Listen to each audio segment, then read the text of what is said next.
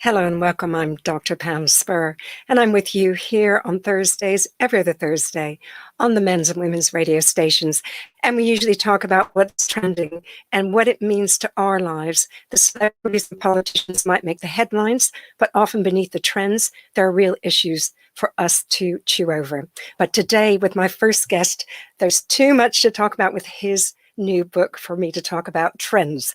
Now, he's a renowned television doctor, a BAFTA award-winning TV presenter, Sunday Times bestselling author, and charity ambassador. On social media, he's at Dr. Ranch, and his new book is How to Grow Up and Feel Amazing, the No Worries Guide for Boys. And I'm delighted that Dr. Ranch Singh is going to join me right now. Hello, darling. It's been so long since I've seen you at this morning, maybe 3 years, 2 years, 3 years. We've crossed paths so many times in the past, and it feels like it's been ages since I've seen you, obviously, but I'm trying to come on your show for a long, long time, and I'm so glad. I know, and it's your new book, which is absolutely fantastic, and the parents out there need to get this for their boys, because I'm impressed. And then my first question to you is, what inspired you to write this book for boys? Two main reasons, I suppose. Firstly, I think there's a need for it because there's whatever is out there for young boys at the moment in terms of growing up guides seem to be a little outdated. And I think that young people in general have gone through a lot over the last year with everything that's happened. So there was definitely a need for a book like this. And then secondly, I did it for a personal reason. I wanted it to be the book that I needed when I was growing up. I didn't have anything like that. I didn't have somewhere to turn to or someone to turn to when I was growing up. So I wanted it to be that reassuring, comforting, and advisory voice that I wanted when I was a young man, when I was a young boy. So I've poured the lessons I learned through my life, personally and professionally, all sort of into this book and tried to make it as helpful as I possibly can. Well, that's something I wanted to touch on about your own boyhood. But first, I want to welcome Urban Angel, says she's excited for today's show. And Charlotte says, hi, Dr. Pam and Dr. Ranch with a big heart for you. Now, what was your boyhood like? Was it quite traditional or? So I mean, I was a boy over 30 years ago. So I can't believe it.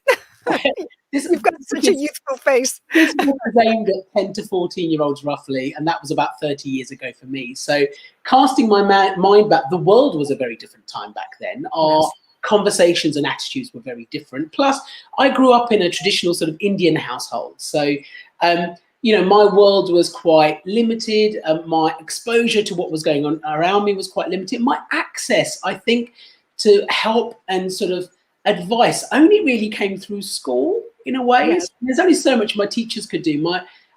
So I felt like a lot of my emotional needs weren't always met the way I needed them to be. I mean, I had a lovely childhood and I had wonderful parents, but there was only so much they could offer me. And we didn't have the internet. So I couldn't really go away and do my own kind of, soul searching online. So, but I guess what I did, I kind of just focused down on the things that I could do and the things that I was good at and just kind of knuckled down and thought, right, I'm going to set my goal. I want to be a doctor when I grow up. So, studying kind of became my solace in a way. I just kind of got on with it. Now here I am. And I thought, right, I don't want any other child to ever go through that. And I was going to say, Urban Angel says, what an amazing concept to write an updated book for boys. Having girls, I've seen so many for them, but not for boys. Lovely to see Dr. Ranch again. Yeah, so the first thing that I'm really impressed how you open about boys learning to be themselves and identifying themselves as an individual, because, of course, we all know about peer pressure. Yes, and we all know how to conform is so important. But I love the way you opened on that note. Yes. And tell me more about that. Yeah, I think one of the goals of this book was to inspire the reader and give them confidence that no matter who they are, where they're from, what their background, what their interests and desires were, that they were important and that was okay. We redefine what it means to be a boy. We touch on the concepts of toxic masculinity, what we call toxic masculinity now and those traditional masculine values, which I think have kind of disadvantaged kids that don't feel that way. So there's a lot of boys are like, but I don't like football, but I don't like, you know, X, Y, and Z. Does that mean there's something wrong with me? And I wanted every young person that picked up this book, one, to see a part of themselves in it, and two, to feel like, actually, I'm wonderful, I'm amazing, I am the best version of me, and I deserve to be happy, and I deserve to be healthy, and I deserve to celebrate who I am. And that's what I want them to do.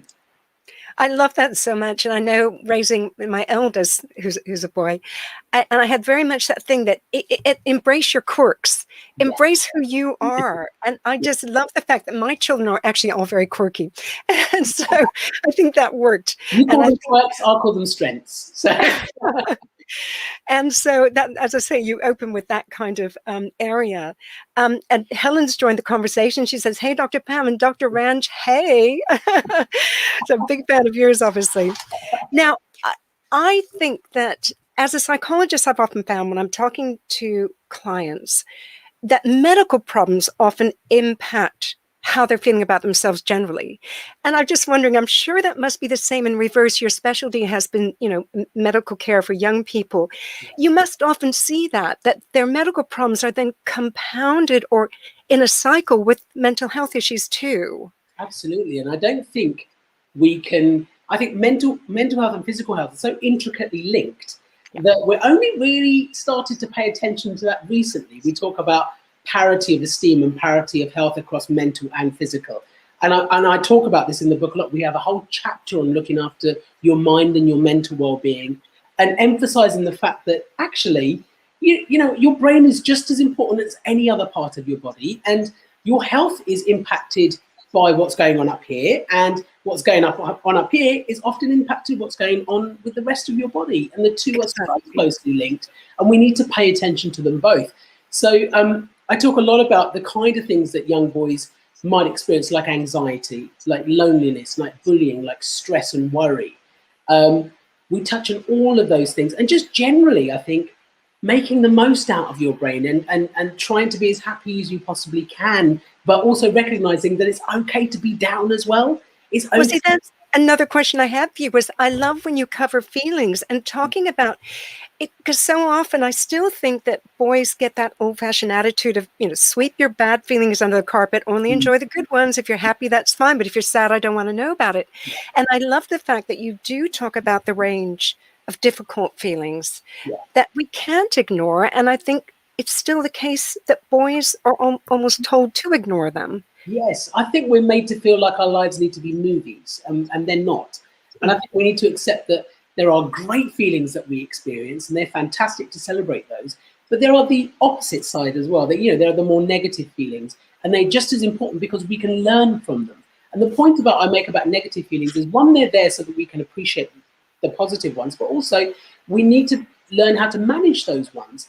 And having that balance is incredibly important. But the thing is, when you're not able to manage those negative feelings, that's when you need to be confident enough to seek help. And that's a big message in this book. And I find, you know, that is key. And I love that about your book. Do you still think, you know, having come across obviously many parents when you're looking after young people's health, do you think parents still feel a bit maybe more anxious and nervous about talking to their boys rather than their girls about these sort of issues? Yeah, I think traditionally boys have never had permission to be able to speak about their feelings. They've not had the permission to be vulnerable. They've not been allowed to say, I'm struggling or I need help, because we've always, you know, made boys feel like they have to be macho, they have to be the leaders, they have to be the strong ones.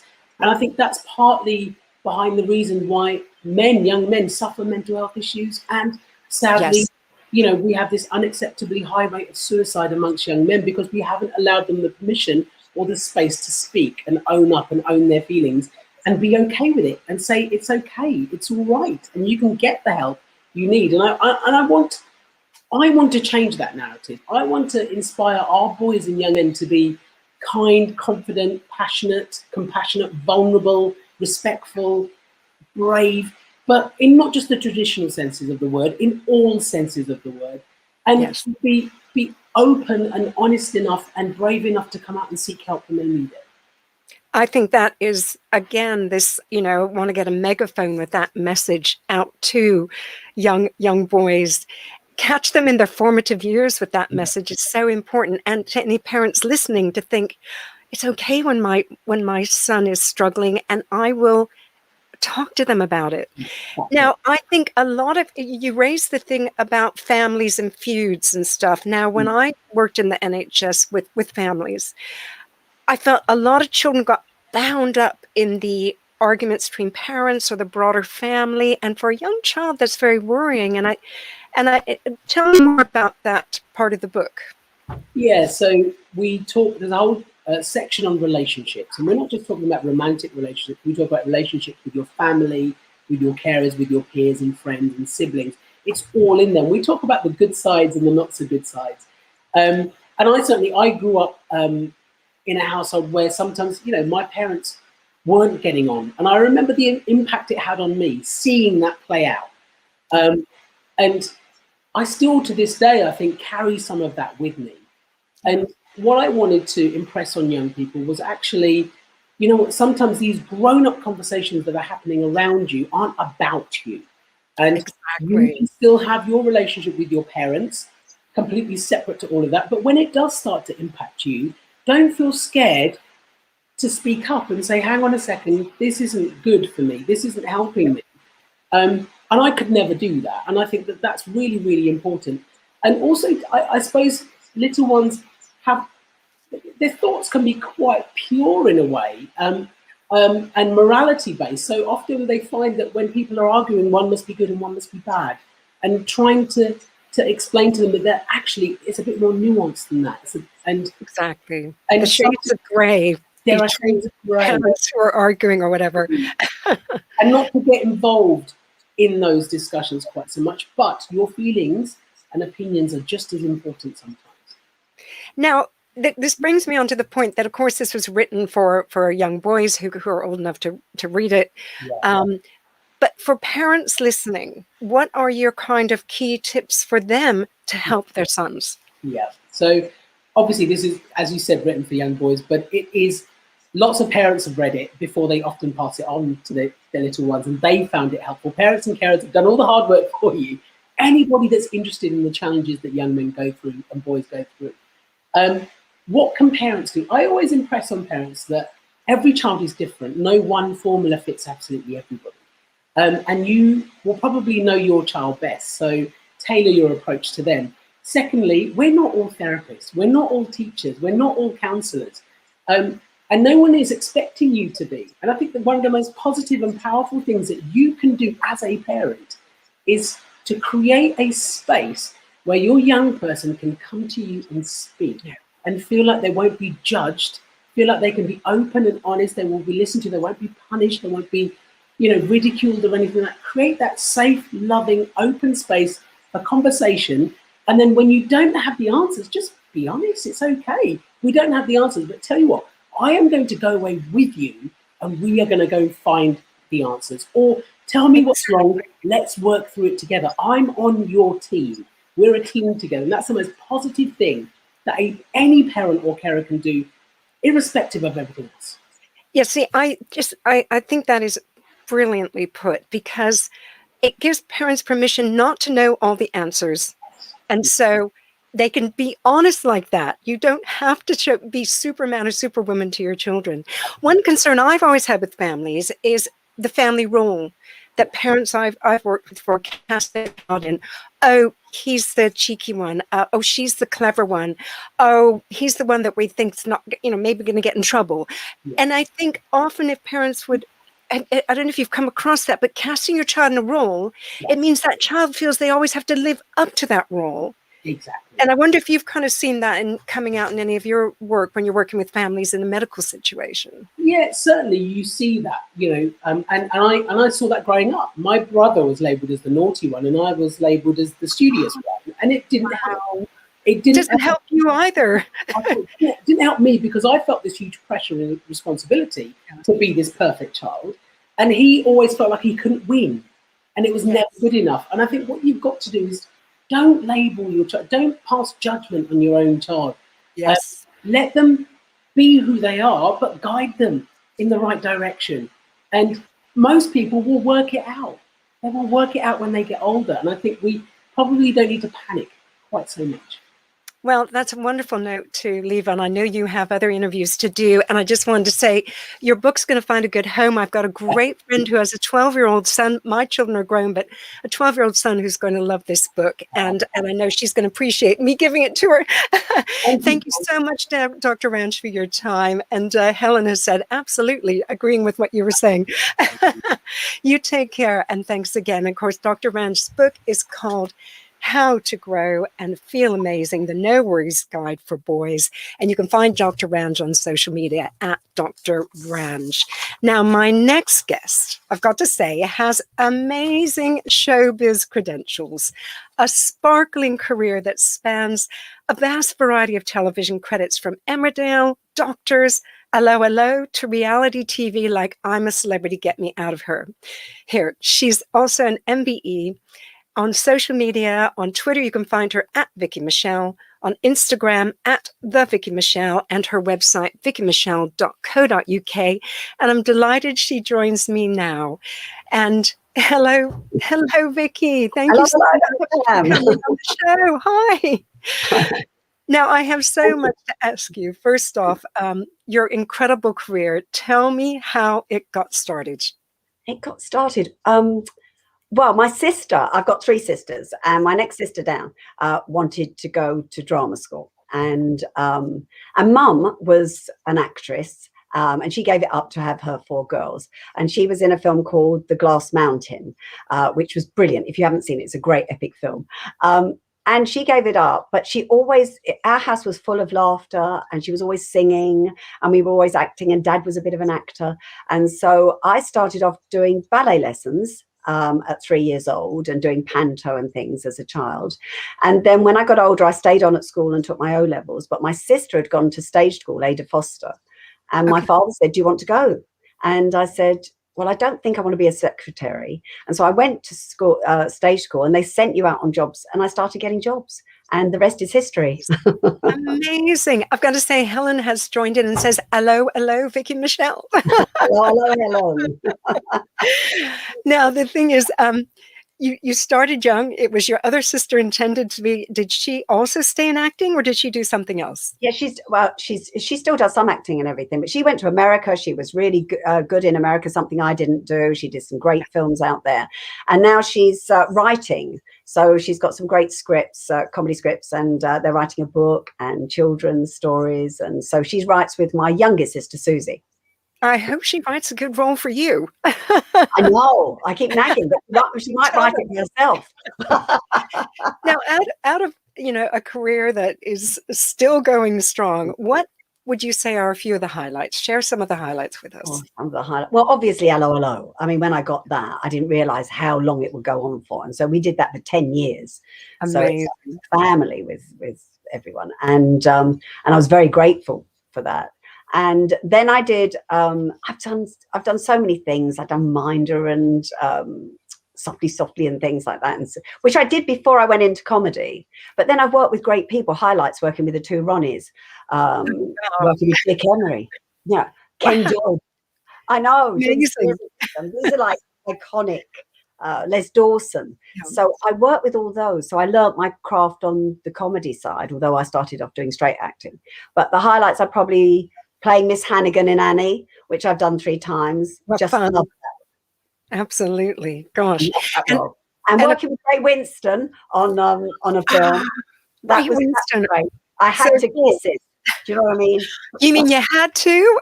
Could I have been your stunt double and done it? I wasn't expecting it. And it was part of the scene. And he just grabbed me and kissed me. I went, oh, well, good kisser. Yeah. Oh, good. Urban Angel says, Vicky looks so stunning. Wow, so graceful. You are. Whenever I see you, I'm always so impressed with you. Urban Angel. Thank you. And Helen says, I love Annie. So she loved Annie. Oh, really? That was great. I love doing that. Shut up, you little brats. It was great. I'm sure you don't speak to your lovely daughter like that. Yeah, I used to do. Yeah, occasionally. Now, of course, Yvette in Mm. Hello, Hello, as you Yeah. say, I mean, iconic role. Mm. You just, that you were like the nation's sweetheart, the kind of sexy sweetheart, So tell me more about what it was like being in Hello, Hello and 10 years of your life, 10 years it took me. Well, with the LOLOs, we were only filming for about sort of 8 weeks a year. So we'd be, say, 2 weeks exteriors and then 6 weeks in the studio. And that was fabulous. But then we did the stage show of LOLO, which took me to New Zealand, Australia, all over England. We played every theatre, the West End. That was fabulous. So it was great learning. I learned so much. I worked with such great actors, Ken Connor, and watched their timing, watched what they did. And actually, my catchphrase, it was great play. And also everyone is a bit disappointed when I haven't got a French accent. But my catchphrase came about because we had, listen very carefully, I shall say this only once, we had good morning, you stupid woman, all of those catchphrases, the flashing knobs, and all of those catchphrases. And I didn't have one. And so I asked David if I could have one. He went, no, darling. But every week I used to go, O-O-O-H, Rennie. So it was, oh, Rennie, oh, Rennie. So I watched the others going, oh, Rennie. And I thought, do you know what? More camera time, elongate it. So I went, oh, Rennie. So he let me get away with that. And then it eventually turned into, oh, Rennie. So it ended up as my catchphrase. Now, come on, did your husband have you say that in the bedroom? To him? I didn't, no. I'm amazed. I think if I had a catchphrase like that, my other half would be saying, can you do that in the bedroom, darling? Can you do that again? Yes. I think he got sick to death of it in the end, But as Yvette, how much fan mail did you get? You must have had a ton. I mean, I got quite a lot of, I got quite a lot of fan mail. Oh, really nice. I didn't, I think it was nice. Most of my fan was, and still now I get lovely people saying lovely things. Occasionally you get one that's a bit odd, but that's fine. I don't mind as long as they're enjoying themselves. Who cares? Do you know what I mean? But I did get a lot of fan mail, yes, and that's really flattering. I don't think I realised how popular I was, except like going out for a meal, people would suddenly start staring at you while you're eating. You have to deal with those sort of things. But gosh, I wouldn't have changed it for the world, even though I probably was typecast after that finished. So it's more difficult to get roles, Yeah, I wondered about that. Did that take a while to sort of get over that Yvette sort of thing, or? Yes, I think what happens is you tend to go into theatre because television won't use you because everyone thinks of you as Yvette. Yeah. So I did lots of theatre, which was fantastic.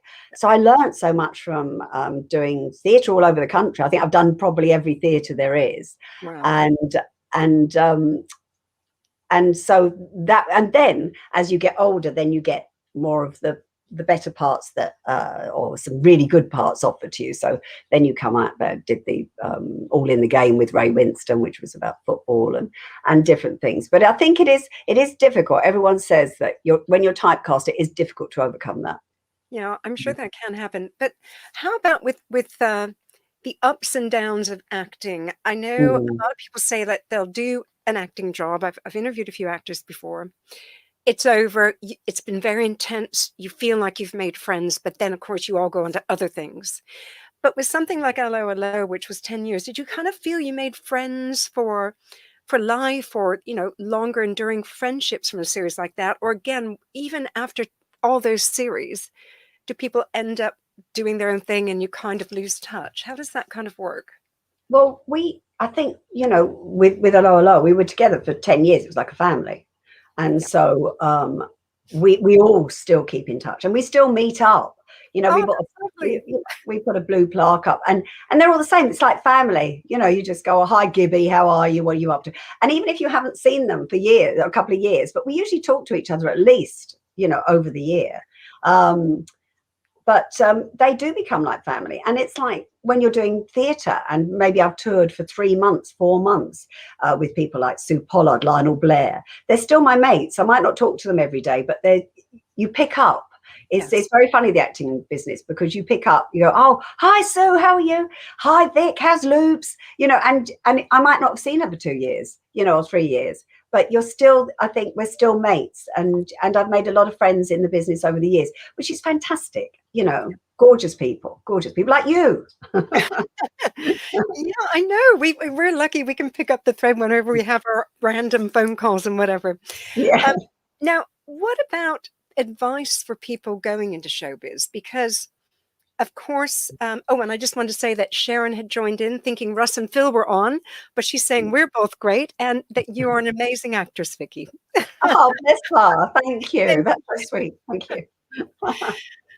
But yeah, I mean, it's the kind of ups and downs with showbiz. Does it take a particular personality type to manage those successfully? Because every actor has to go through a period, like you had to renegotiate after feeling a bit typecast by Yvette, and these things happen to every actor. But some, you know, we read in the newspapers and online, you know, one actor's fallen apart, one actor's, you know, gone into rehab. Do you think to actually deal with all that kind of ups and downs, you need a particular sort of personality to deal with it well? You have to be resilient, I think. You know, I think probably when I started off, I was quite sensitive. And I think that, you know, if you want to survive in somewhere, you've got to, well, I would say buck up, really, you know, and you have to suffer rejection. You're going for castings and you're not getting them. So my way of dealing with that is that, oh, they're stupid. They should have used me. They're so, lost. You know, so I think you have to have a really strong attitude. I think that, you know, and deal with, if someone doesn't want you, it's because you're not right for the part, or the director doesn't envisage you in that role. And then you know, you'll walk into a room and the director goes, oh my God, you're perfectly right for it. Yes. But in this business, you know, you're more out of work than you're in. And it's a really dicey business. And I think that I think it is really good to have another string to your bow. You know, when Allo was coming to the end and I thought, I'm typecast, I've had a baby, I don't know what, you know, if any work's going to come in. So I started a company called Trading Faces, which supplies, I thought, what do I know about? Supplies celebrities for after dinner speaking, check presentations, promotions. So I did that. So I think, and that was a good thing for me to do because I had something to fall back on. My 2 sisters run that now, but because touch wood, I'm still working, thank God. But I think you've got to be quite resilient. You've got to suffer rejection, but don't take it personally. Yeah, I think, you know, that's a lesson across all life too, isn't it? I mean, because I work part of the time as a date coach, and I talk to a lot of singles about how they can up their game. And a big thing for them is, well, you know, I really liked them, and then they didn't want to go out with me.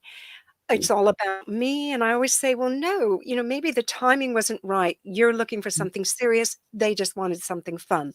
You know, there's too big of a geographical gap between you, whatever. And I think that what you've just said, that resilience to not always make it that the rejection's about you, holds true in all these other aspects of life, you know. I think you're absolute. I mean, and I've learned things like, you know, if you don't love yourself, no one else is going to love you. And I think that's the thing, you know, be aware of yourself. You only have yourself to really fall back on. This is you are responsible for you, you know. And I think that, and you know, you make yourself happy. You look at the positive things in life. Don't rely on someone else to make you happy. Yeah. It's, you know, it doesn't work. It becomes. I think, you know, if you're happy and the other person's happy, obviously some people aren't meant to be and some people are meant to be, but don't take it personally. You know, I think because that's where you become insecure and question and go down that dark road. I mean, I've never ever, I mean, you know, obviously I had relationships that weren't great, you know, that were long and weren't terrific when you think about them afterwards. But when I thought about them afterwards, I thought, I'm never letting that happen again. You learned something from it. Treat it as a learning curve, you know, what was it? But I think, you know, be true to yourself and don't rely on other people. If something doesn't work, don't worry about it. There's someone else around the corner, for sure. you know. Exactly. Hey, you could take over the date coaching, Vicky. That's what I say to them. Do you? That's great. Yeah. Urban Angel says, I'm obsessed with Vicky's cheekbones. Wow. She should be on every beauty advert there is. Oh, bless. Thank you, Urban Angel. I think that's so lovely. I got these from my mum, but with all my sisters, we all look like, we're like clones. You know, everyone goes, which one's which? In fact, my next sister Anne used to get me into trouble, you know, really, because they thought it was me kissing someone in a nightclub, and it was her. But Mummy was the best looking out of all of us. She had amazing bones. She was an amazing woman. She never ever said a nasty. She said, if you can't say anything nice about anyone, don't say anything at all.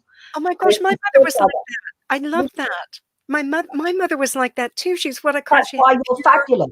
Heart. Oh, thank you. The thing is that she said that she never judged, as Dr. Range would say. She never judged, and you say she never judged people. If you want to go and talk, that's why she was loved by so many people. So many people all got, I miss your mom. People in the business, people out of the business, people that knew her. They go, we loved your mom, who's sadly no longer with us. And because she never judged, she just listened. And that is a great quality to have. And we don't. No one has the right to judge anyone. You know.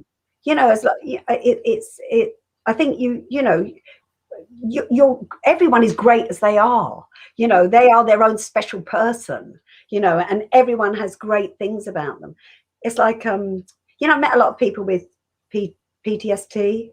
You know, in the post-traumatic stress disorder. Yes. Oh God, I always get it wrong. Post-traumatic stress disorder, PTSD. Yes, and lots of things like that. And I have a thing now that I was talking to someone who was doing some charity work, and he'd had that. And I said, and he was talking to me about the things he'd been through, and I went, do you know what? Just think you're fabulous. So if anyone rings me and says, how are you, Vicky? I go, fabulous. How are you? And as soon as you say fabulous, they go, oh. But if you say it, you feel fabulous. Exactly. You can fake it to make it, even if you don't feel particularly fabulous. Exactly, but it makes you feel fabulous. So therefore you go on a high rather than going, oh God, I can't stand this coming. And everyone is like that. Of course it's getting to us. But I think if you take yourself out of it and look at all the positives, like nature, like all the great things we have in this world, animals, insects, flowers, everything, and be so grateful for that, and so grateful for what you do have. I think that's really important, and I'm very grateful every day. I thank God every day that for what we've got, not what we haven't got. I am so with you. Every night when I go to bed, I look at my favorite little videos of the family, of all my family. We've got a lovely kind of large family. And I just think I am so lucky, no matter what's happened during that day, even if I had a really bad day. I just look at that and I go, no, I am the luckiest woman that I've got these people in my life. And I think it's that mindfulness. And I wanted to even if you haven't got anyone in your life, I think, because that's, because we have, and I think that's, but if you haven't, but if you could look at the positive, because, like just going out and meeting people, just giving people a smile, people talk to you, and I think if you're happy and you go out, you'll bring that to you. And also you could just go for a walk in the forest. It's so therapeutic, and look at the beautiful birds, No, I love it. I had a massive woodpecker out in my garden the other day, and the noise was incredible. And I was just looking at it going, this is a thing of wonder. And I get lost in the moment. This is mindfulness and action, what you're talking about. And I was going to say, I remember when we were chatting the other day and I said, I want to ask you about your cup half full attitude to life. Well, this is all coming out here. You have that. Well, you have a full cup attitude to life, and I don't do the half. Half. How do you deal with people and how do you share that? Because even if you're a positive person, and you handle challenges and you try and see the silver lining, you come across people in your life that are not that way. And how do you deal with someone who comes into your life who's maybe negative or that cup half empty attitude? How do you deal with that? I think I try to make them more positive, or sometimes you can flatter people, if I remember, like just sometimes you'll see a woman and they're going to do, and I just went up to the woman, she had really nice dress, and I went, excuse me, I said, but you look really lovely. And she went, oh, thank you so much. Do you know what? You can make someone's day by doing that. Just make people feel special. I think that people that are insecure, if you can build up their confidence, if you can say something nice, but some of these people don't have nice things said to them or don't have a smile. And I think that, you can turn that. Obviously, I've dealt with people in the business. They're absolute, what can I say, arses. I think that's loud. But I turn that round and go, that's their problem. There's something in their life that's causing that. It's not me, because sometimes you can take it on yourself. That is it me? Is it something to do? But it's usually to do with them. But you have to deal. I've dealt with bullying in my profession and things like that. But I just thought I'm not going to let them win. Yes. And I think that's you be as you are. If you want to be vile, you can be vile, but I'm not going to allow you to do that to me, to bring me down to your level. And I think, that's how I am. That's how I've always been. I don't even think about, half full or whatever. I'm just a happy person. I think that's, I had a fantastic mom. Dad was great, very strict. I was going to say, how did your dad cope with 4 sisters? I can't imagine what that was like for the man of the house. Yeah, 4 girls. Dad was really all those period pains, all the PMS. Yeah. Dad used to let it just go over his head. He was a very strong man. He was from the East End of London. He was built like a brick S house. He was strong. He was the alpha male, and he liked to be the center of attention. He used to tell jokes all the time, and but he had quite a temper as well. So if Dad said jump, you jumped, because you could get a clip, not a hard clip, but you got a clip. Yeah, and but you respected him, So, but obviously, he was great at getting rid of boyfriends you didn't want, or when the guy turns up outside the house and they pull up and then they want to kiss you. Daddy used to open the door and go, Vicky! And they used to go, who's that? I go, that's my dad. You better go in. That's so funny. My dad was the same too when I was allowed to start dating at 16. He would be waiting for the guy to bring me home. And And Urban Angel's comment is such a great way to look at life. Enjoy the little moments. Be grateful for everything. And I do think that message is a powerful one. And it's one that I find when I'm coaching people, you have to remind yourself. You have to remind people who are not feeling that. It becomes a habit. You make it a habit. And that I work with people all the time who need to create those new habits of looking at the world and finding the beauty in it. That they are letting slip past because they get so wound up about things. I think it's something outside you. It's not all about you. Yes. Do you know what I mean? It's not, it's about appreciating what's around you and actually looking at people that are worse off. You can have people in wheelchairs or, that have suffered injuries or, have had traumas in their lives and, and just, if you just think outside the box, how lucky you are. And what am I going to watch today? Oh, the robin. He's chasing the sparrow. Little things can make you happy. And I think you have to think, I think people get into a rut of, how are you? Don't ask. Oh, I'm this, oh, I'm that. And they actually get into a rut of wanting to be ill. Yeah. Of wanting to have someone say, I'm so sorry you're ill. But in the end, people don't because it's all the time. I think that's a difficult thing.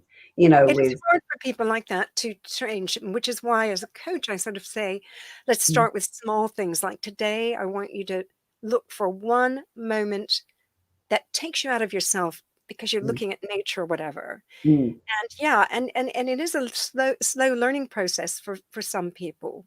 But they can get there. I mean, and I think this is a really positive message that you're giving about this kind of mindfulness, about the good things that everybody has in their life, no matter how hard their life is. There is something to There's start something feeling good. a bit better about. Yeah. I mean, it's really tough for some people, I think. And also with the children thing, I think we've made them too grown up too quick. For goodness Oh, sake. the whole thing about being online. Except for Dr. Ranch had to go early to another interview. I wanted to ask him about the pressures that he comes across in the young people he works with about being online. There's so much pressure. I mean, even as an adult, you get pressure online, let Yeah. alone for the kids nowadays. It does make them grow up too fast. They're vile. People are vile online. I mean, Yep. goodness, why is that allowed? I've got my nieces, and that have, and great nieces that have been bullied online and things like that. And you just go, what is this with these people? Why don't these people go out and be nice? Why can't you be nice? Get so much more out of life by being nice to people, because all those people are doing is bringing it back to themselves. So what they are generating reflects back at them. So when they are giving out nastiness, they are receiving it. They're doing that to their body. That's not good. That's not and good. also, I always say it reflects when someone's bullying online. It reflects their inner anger. They're just and their insecurity. Other people, yeah. But it's hard. A lot of people get, I've known people who've left online. They've left Twitter or whatever because they find it just too hard to cope with that. What I tend to do is block. If someone's very rude, I just block them. I just don't like a lot of negativity on my timeline. I'm very opinionated on my Twitter timeline. I'll say what I think about the government or whatever, but I won't do it directly at sort of individual people ever. I would just never do that. No, they're just sad. I feel sorry for them. The thing is that you feel sorry for these people. They've got nothing else in their life to do that. So I just feel, so it's like, oh, you sorry person, that's it, and don't waste any more time. Move, there is no point in wasting time on negativity.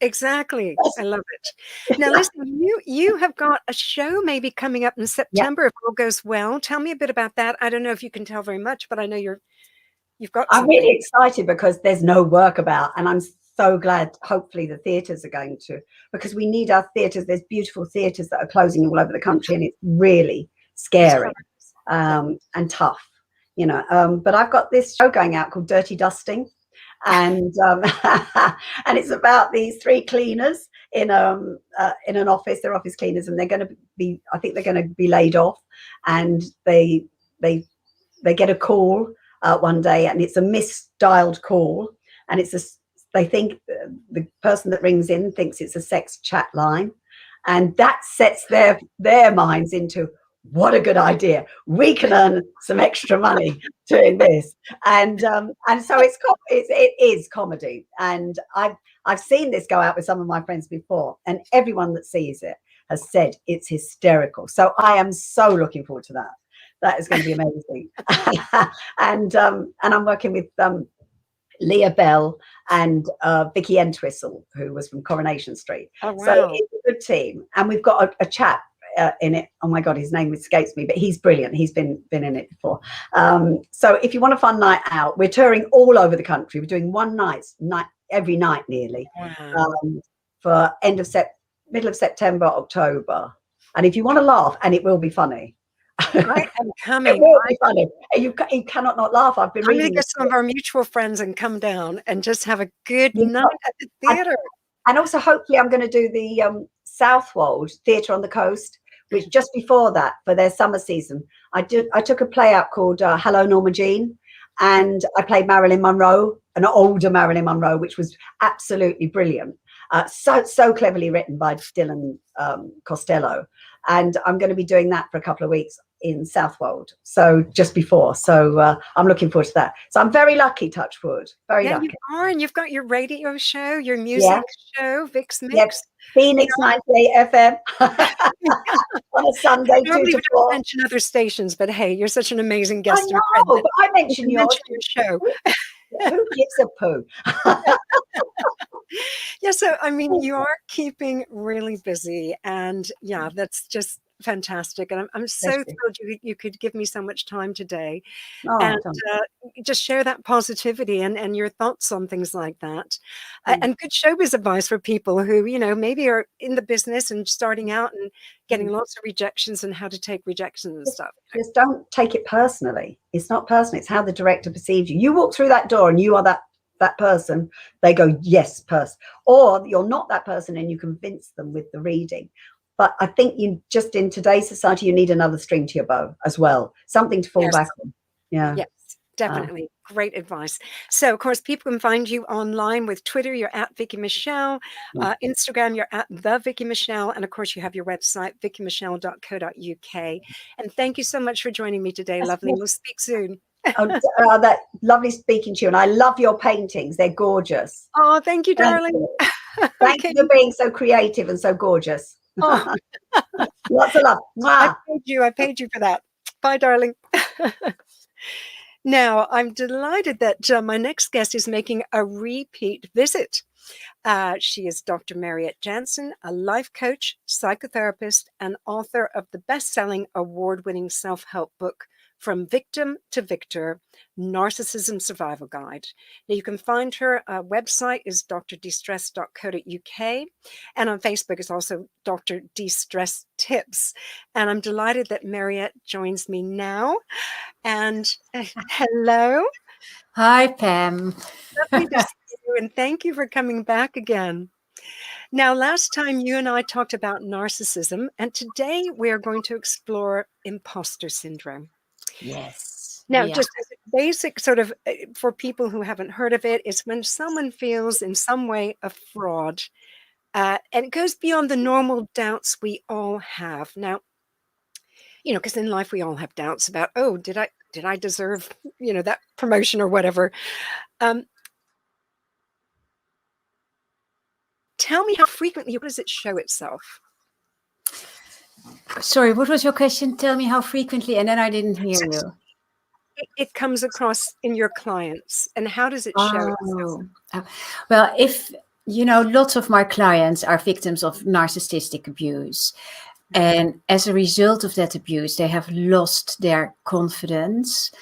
When they then start building up that confidence, or when they have a positive experience, when they say, whoa, this was really good, there is an inner voice that tells them, you were just lucky, you can't be that good. And that is just a leftover from that abuse, because in narcissistic abuse, the narcissist is continuously putting you down, but then they play with you. So sometimes they will give you sort of a compliment, and it's confusing and it's undermining, and you don't have a realistic picture of really what you are giving to the world and what you are achieving. It distorts your reality. So if you've had that kind of upbringing, when something good happens to you, maybe because you're a diligent worker and you get that promotion, it may well reflect that you can't, that's not your reality, because you're not used to people praising you, I guess. Yeah. And it's also it's not only victims of narcissistic abuse who might suffer from imposter syndrome, because 70% of the population will have that experience from time to time. And as you said, we all have a little bit of it. It, of course, becomes really disturbing when it's not representing the reality. So I had it when I was a management consultant. Thank God it was years ago. But I didn't like my job. I was in a new country, and I didn't think I did it right. And then I got a bonus, which is, you would think, well, when you get a bonus, that's a reward, and you only get it when they think you're worthy that reward. And I couldn't get my head around it, because I thought, I still don't do a good enough job. I'm not good here. Mm-hmm. And lots of people will have that from time to time. And then you get into that automatic response, and people need to learn to recognize and then really break free from that. Because a bit of an imposter, that little voice that sometimes says, oh, was that really right? Couldn't you have done it better? Is sometimes okay because it will keep you on your toes and it will prevent you from getting cocky and arrogant, like, oh, look at me, I do everything all right. No, it's sort of, it makes you go for your achievement. It makes you work. So from that point of view, it's okay. But if it takes over and if it's causing you sleepless night, if it's causing you to prepare 100,000 times the same email and not having the guts to press that button because you feel so insecure about it, procrastinating in doing things, and lots of different things that then get in the way of really the joy in what you are doing and the And the joy celebration. and success, if you've had a success and you just can't take it on board. I was going to say to celebrate where you are and embrace that and just take it as it is. It was interesting just listening to you and Vicky Michelle just earlier when I think you said to her, you're such an amazing guest on the show. And she just said, yeah, I know, I am. And I thought that's so lovely. Yeah. No reason for her to then go say, oh my goodness, oh, I was just lucky. Oh no, she's just saying that to be nice to me. I thought she was able to really embrace that. I've known Vicky for years, and she just has a joie de vivre that is just wonderful like that. And just, oh, thank you for the compliment. And that's great. Now, I was recently coaching someone who, classic imposter syndrome, got a promotion at work, and he felt unjustified that it really played on him. And I took him through this kind of, well, let's look at the facts of it rather than the feelings. The fact is, you're in a corporation. Would they give that promotion to anyone who didn't deserve it? No. The fact is, no, they would not do that unless you deserved it. You have been doing this job for X number of years. The fact is, you are now ready to go up the ladder. That's a fact. And so we started playing with the fact versus his feelings. That, and trying to get him to reframe. And I wonder how, because obviously you do this more with imposter syndrome than I do. Where do you take the next step with someone like that? What do you do when you're coaching them? Well, as you said, the big difference between someone who suffers from imposter syndrome and a non-imposter is what you do with the feeling. Yeah, so the feeling is a little bit of fear, some insecurity. You can delve into that, or as you did with your client, you can go into your head, start to look at the facts, start to reframe, and the reframing not coming from a place of failure or proving that things are wrong, but reframing it as a success. So say, I have to give a presentation. I don't have a lot of time, but I have to do it, give the presentation. And people say to me, my goodness, that was really good. My imposter would then say, well, if you had spent more time, my goodness, you would have done so much better.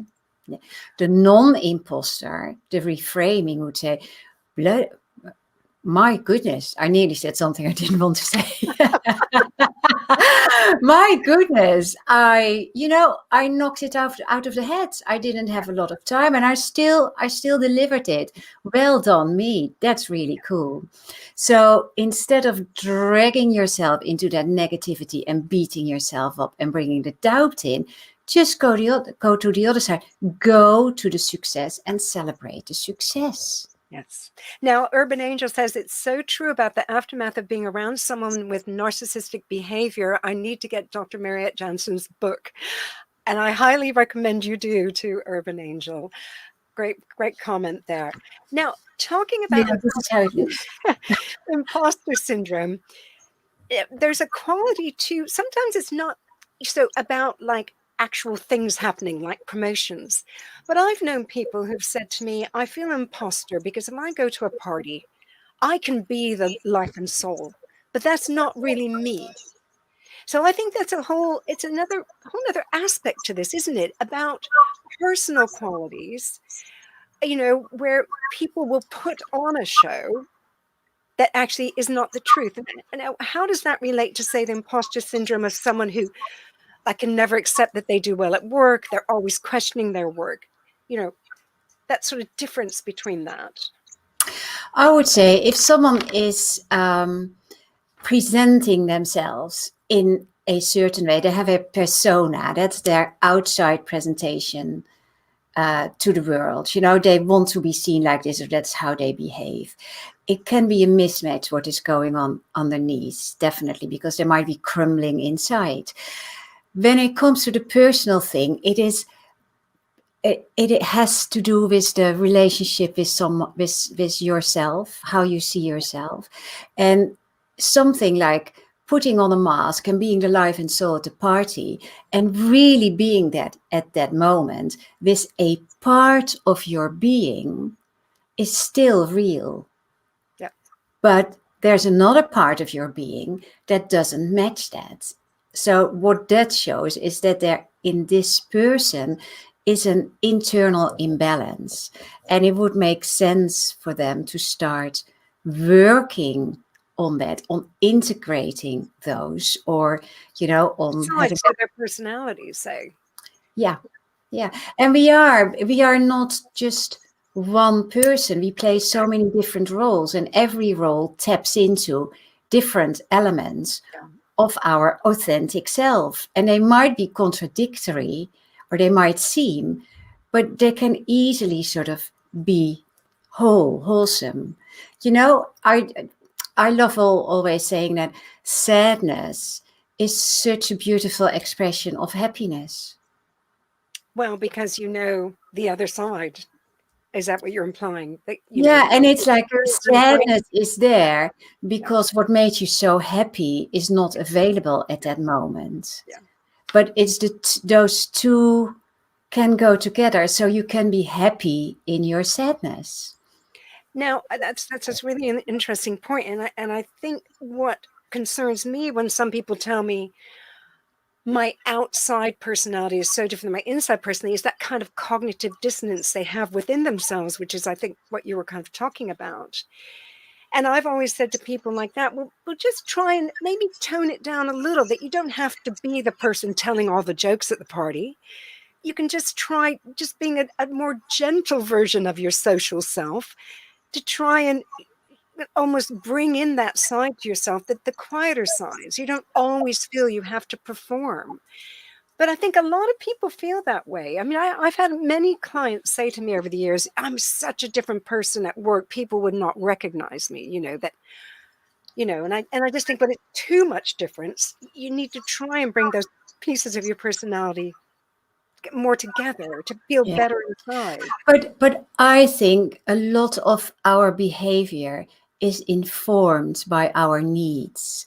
And if we need external validation, and we get external validation by behaving in a certain way, then we continue because we get the reward, we get our needs met. The question then is this need, having this need, is that supporting your happiness and well-being? Where does it come from? If you are in a strong need of external validation, it's usually because there is no internal validation. Yeah. It's a really interesting dilemma that I think a lot of people feel. And I always say to people, well, yes, you want to put your best foot forward when you're out, when you're at work, when you're at a party. Of course, we all want to put our best feet forward. But I think that's very different to being like totally fake. And that, as you say, that's where you have to look at your own internal reward system for who you are. So what, before we run out of time, just what would be a couple tips you would give people who feel, oh my gosh, imposter syndrome, one form or another, that kind of rings a bell with me? Where would you say they start? They can't all afford to come to private practitioners or whatever. What would you recommend? I would say step one is start a dialogue with your imposter. I always say it's like a little monster that's sitting on your shoulder, and it's talking in your head. See that little monster as an entity and start a dialogue. So they say something to you like, no, that was only luck, and wait till they find out. Then sit down and talk back and said, what do you mean, what they find out? What can they find out? What is going on here? Make a list of all your factual achievements. I was good at that. I delivered that presentation. I did make 10 people laugh, which was fun. All these sort of things that you can't deny. And writing, I find that is so empowering, because you can. I love that so much. And we're out of time, Mariette. You'll have to Oh, come back no! again. Yes. Let me just give the name of your book again. It's Dr. Mariette Janssen, From Victim to Victor, The Narcissism Survival Guide. Thank you so much for joining me today, Mariette, and I hope we talk again soon. And I hope that if you at home were listening to those tips from Mariette about imposter syndrome and Vicky about staying positive, then I hope you can put those into action today. I'll see you again in a fortnight. Thank you for joining me here on the Men's and Women's Radio Station. Lots of love.